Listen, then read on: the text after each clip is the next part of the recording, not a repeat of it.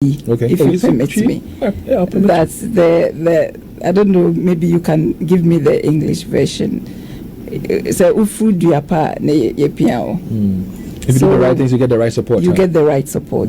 So if you look at the policies that have been put forward by the new force in Nana Kwame Bediako, and if you are a well-meaning Ghanaian and you have the interests of this country at heart, I don't think you need any more convincing to realize that this is the party and this is the person to follow. If you look at the problems that we have, unemployment issues, the weakening currency, and so on and so forth, he has put forward solid policies in his 12 pillars of economic freedom that shows that he has that leadership potential and vision for the betterment of this country. So that was what motivated me to accept the nomination. How was it feeling like for you? I mean, first of all, did you see it coming, and how was it feeling like for you when it was put before you? Well, honestly, I didn't see it coming. And to be frank, that jump from a civil servant to a politician is quite big, But as I already said, I'm really excited. Since I got the nomination, I've got a lot of congratulatory messages, both from Ghanaians and people from abroad, and that has made me see the kind of huge responsibility that is on me, and made me more dedicated to make sure that I perform my functions properly to the betterment of this country. So I'm very grateful for this opportunity. And she said that she's married with 2 kids, but let me just share this with you because Dr. Issaka is a renowned finance professional and academic. She has made a significant contributions to Ghana's financial sector, particularly during her time as senior manager at the Securities and Exchange Commission, that is SEC Ghana. In this role, she oversaw investments, licensed capital market operators, and developed key regulations that have strengthened the integrity and growth of Ghana's capital markets. And I can go on and on and on and on. Her academic achievements are here. Advocacy and social impacts are all here and all. If you Google her up, I'm sure you get to know much more about her. If you are somebody who wants to vote for the new force, or you have not decided as who to vote for, you want to know who she really is, if you Google up her name, you get all the necessary information about her that would help you make informed choices and decisions. But madam, in the history of Ghana, Ghanaian politics, there's never been a female president or a vice president for that matter. What makes you think that you can be the first to break this jinx? I think that there is a shift in this narrative when it comes to the participation of women in politics and in other spheres, of life. Women are moving away from the traditional role of being mothers and wives to assuming various roles. We are doctors, we are lawyers, we are accountants, we are ministers, and so on. If you look at the sub-region, for instance, I think between 2006 and 2018, we had a female president in Liberia, Salif Johnson. And then currently the Tanzanian president is a woman. She's called Samia. There is the shift towards the inclusivity and diversity when it comes to women in the political landscape. And so for me, it's not surprising that Ghana would also have a female vice president. And I'm sure you're excited about the passage of the action bill. Yes. Where, of course, we're supposed to give opportunities to women like yourself who are well endowed and are knowledgeable, so they can also give their contribution to the betterment of this country. But question is, why the force? I mean, there are several political parties out there. You have even chosen or decided to go as an independent candidate. Why the new force? Okay, as I already mentioned, I believe in the leadership and vision of our presidential candidate, Nana Kwame Bediako, as espoused in his 12 pillars of economic freedom. So that was really what inspired me. And also, if you look at what has happened in our country so far, since 1992, we gave some politicians the privilege of running this country. What has happened to us? Look at where we are now. So I think that look at what is going on. Nobody will tell you that there is a need for change. And I think the time for that change is now.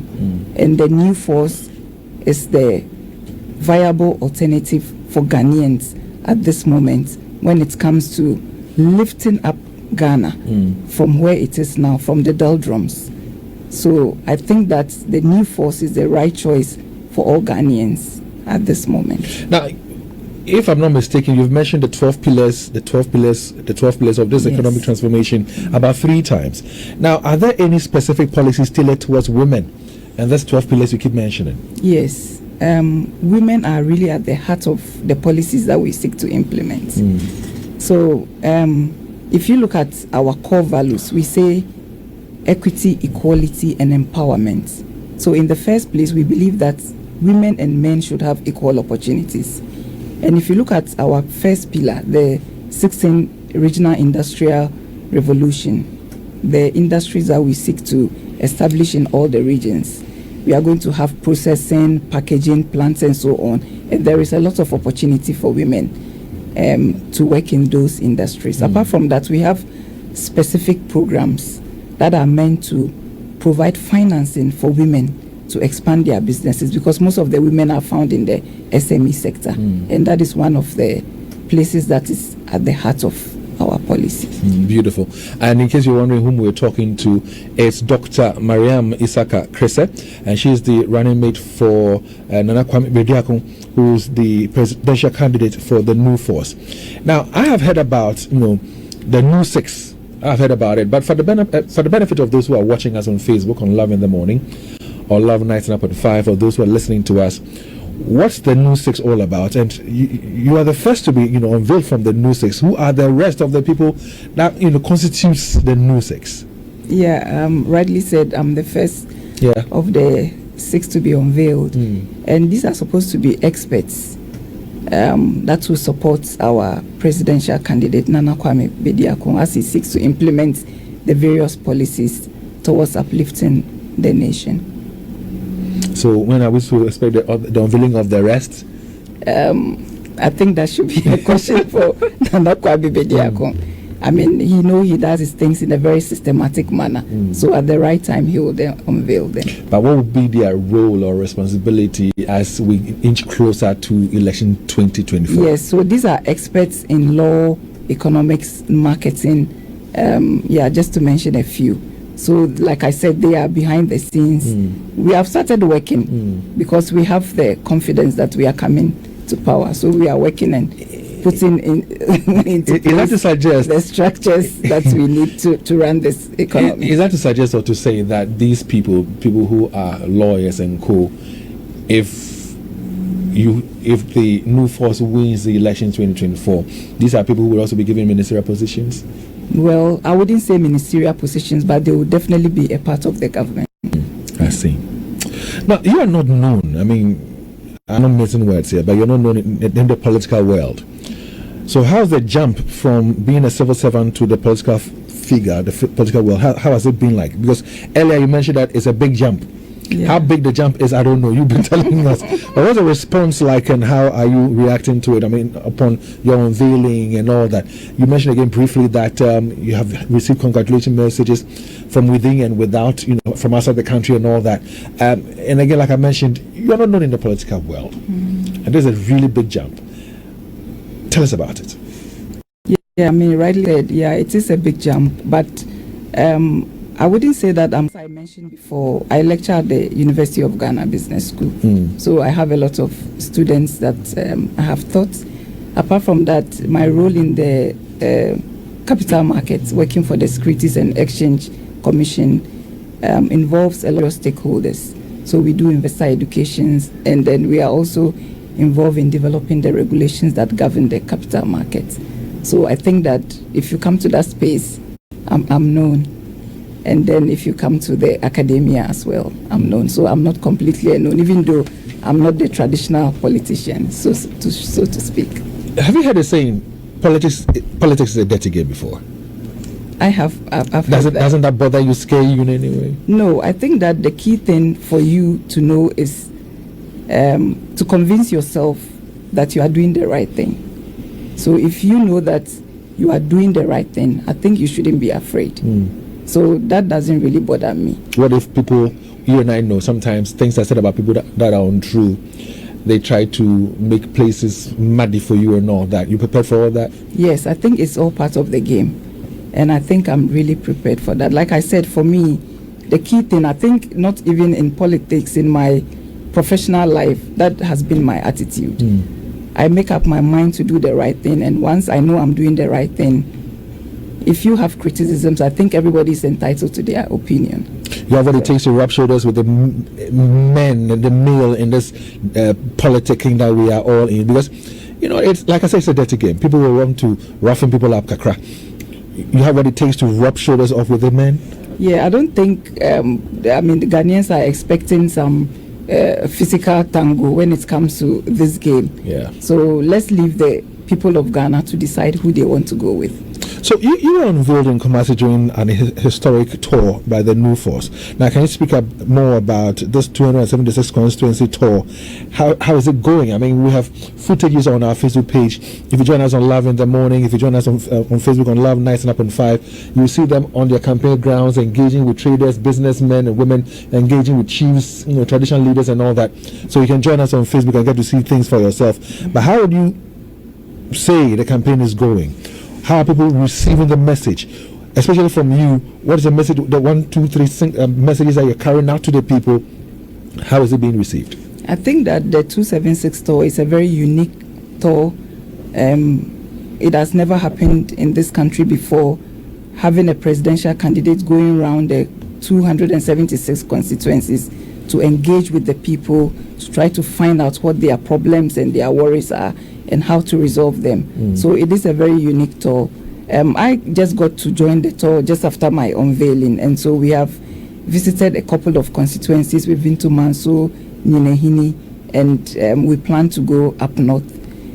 So I'm really looking forward to that.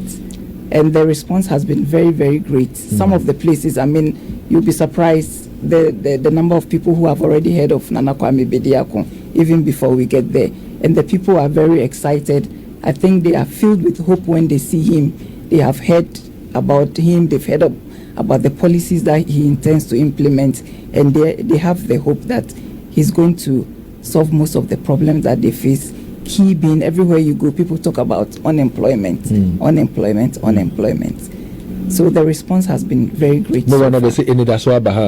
So that is our mantra. So new force, Enidaso Aba. New force Enidaso Aba. Are you campaigning in the Ashanti region currently? We are. So currently we are in Ashanti region campaigning. Yeah. How long will you be here for? For a couple of days. Okay. Yeah, Leo. Yeah, I wanted to know. I mean, following Nana Kwame Bediako's campaign trail and how he does his things, you can easily tell that he's different. Yeah. But you mentioned that the others that are going to be unveiled are people who are expecting fields in various different fields that is going to help his government. Yeah. I want to understand something. We are going to pick them from the same crop of people that has been basically leading us all this while. What are they going to do different? That is, we are going to be assured that they are not going to do what the others have already done. I don't know what that premise is. Why are you saying they are going to be picked up from the same crop of leaders we've already had? The same educational institutions, Omar, MPP, NDC, whatever, you know them. That's what I think one of the things he's trying to put across is this: we live in a country, and we have our society. Now, the upbringing that we have all had, the exposures we have. Unfortunately, you have trust and faith and belief in some leaders. You put them in certain positions, and they disappoint you big time. Yeah. What is you're trying to put over? So how can you convince the Ghanaian that the people that he intends to choose, even from the 6th, one of which you are, the remaining 5, what guarantee do we have that they will come and do better and not disappoint us like other leaders that we have faith in have done? Well, in the first place, I'm sitting right before you, and I can assure you that being one of the big 6, I'm not going to disappoint you. And as you said, it's true that we've all been through the same system, and I can a lot of the existing political parties are actually my classmates and my colleagues in school. And it doesn't necessarily mean that we'll have the same, thinking and the same ideology when it comes to politics and other facets of life. So I think that let's believe in Nana Kwame Bediako. Like I said, he's a great leader and a visionary, and let's believe in the fact that he would appoint the right people.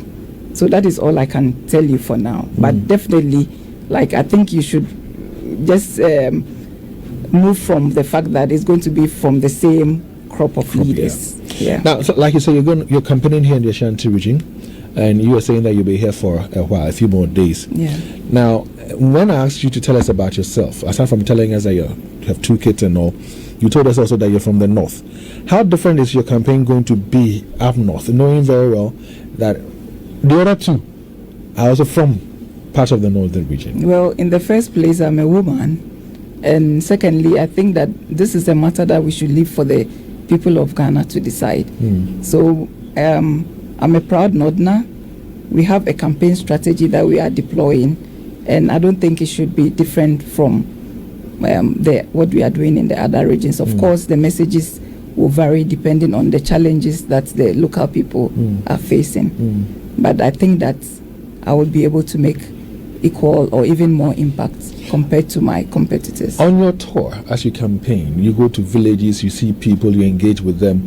What are some of the things you've seen that maybe has broken your heart or breaks your heart, that you think if you should become the vice president, alongside Nana Kwame Bediako as president, you would change to better a lot of these people in these rural areas? It is really heartbreaking when you go around and see the kind of conditions that our people live in. And when you just move away from Accra, it starts. And one of the key things that have touched me has been the condition of the youth. And I must say that this has started a long time ago. It's not just because I started this tour, but as a lecturer, normally when I've closed from lectures and I just step out of the lecture hall and I see the students, move out, you just look at them, a lot of them, and I just ask myself, where are the jobs for these young people? And that worries me a lot, seeing that our leaders are really not doing anything to make sure that these people have employment. Worries me. So going around the region, it has been definitely, like we've already said, it's one of the key pillars, the 16th Industrial Revolution, when we have set up these industries and we have also made sure that the education we are giving our youth are industry tailored, then we'll have a situation where once they move out of school, they will have jobs waiting for them to do. One other concern that many Ghanaians have, and many Ghanaians are talking about, as we wrap up our conversation, has to do with the Galamsey menace on our hands. Yeah. First of all, you're a woman. You're a mother. And unfortunately, here in Ghana, or this part of our world, when something is hitting, it hit hard first the children and the women. Yeah. How do you feel, or what do you make of the Galamsey menace out there? And do you support a nationwide strike if the call for a state of emergency is not adhered to by the president? What's your take on Galamsey first? I think that what is going on, especially the effect that this is having on our water bodies, leaves much to be desired. I think we are all very concerned. And I must say that it is one of the key things that have been addressed. I don't know, have you read our policy documents? Not fully. Okay, so if you look at our policy document, it's one of the key issues that we address. If you look at our Pillar 8, talking about the fact that we are very much concerned about what is done to people who speak up and express their concern about what is going on with our natural resources, and the fact that these people's rights need to be protected. I think that under Article 21 of the Constitution, we have the right to protest. But the issue is that, when you have an argument with somebody or you have a problem with somebody, depending on how you go about handling the issue, you might be right, but at the end of the day, you might be adjudged wrong. So that is the stance that we have on this issue and the protests. So we are saying that there is a way. This is an election year. You have a leadership that is not listening, that is not doing what is going to lift up the economy of the nation, that is going to make the lives of the youth and the people better. So, fine, you go out there, you express yourself. Use your thumb to get them out. Use your thumb to get them out. Use your thumb to get them out. So, I also want to say also that I've also said in academia, we do that. We do analysis, we criticize the government on various issues. But the fact is that there is work to be done and somebody has to do it. All right, so he's my co-host, and that's a producer. Yeah. So that's Eugene, that's Leo. Leo says he has another question for you. Yes, on the 12 pillars of economic policies that you launched, I think the pillar 10 was talking about Ghana's first 50 billion. Yeah. How do you intend, to get that? Explain it to us. Yeah, so we talked about raising that amount via citizenship, by investment.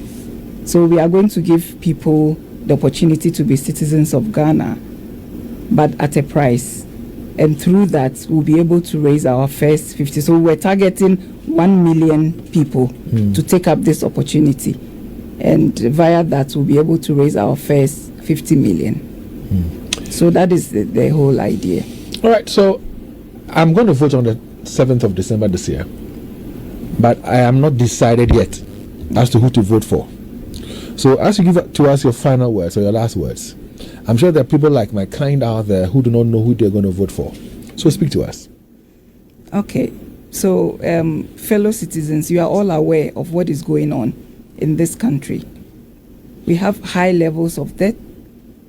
We have high levels of unemployment, fiscal indiscipline. We have exchange rates problems. Our currency keeps weakening. We have over-reliance on commodities. And we are saying that we need to move away from all these things so that we can develop our economy, take control of our resources, and put Ghana at the place that we expect it to be. So I'm just calling on everyone, everybody, well-meaning Ghanaian, civil society, and people in academia to support the new force and Nana Kwame Bediako. Okay. I'll say thank you very much for your time. You're welcome. We indeed wish you well. Thank you. I've enjoyed this short time with you. I know you have to rush out again because you're on the campaign trail. We pray that it goes well. But we also pray that if you are blessed, because if you watch some of the surveys that has been done, Nana Kwame Bediako's new force has done better than most of the political parties that we knew of years ago, and some independent candidates as well. I think per the latest one, 4.1 to 4.6 of Alan. Yeah, Nana Kwame Bediako even did better than Alan Sherman, I think, per the last survey. Okay. So between now and December 7th, if Ghanaians should give you the mandate, all I say is don't disappoint Ghanaians. Okay. Ghanaians have been disappointed so many times. Gradually, we're getting fed up. If you are blessed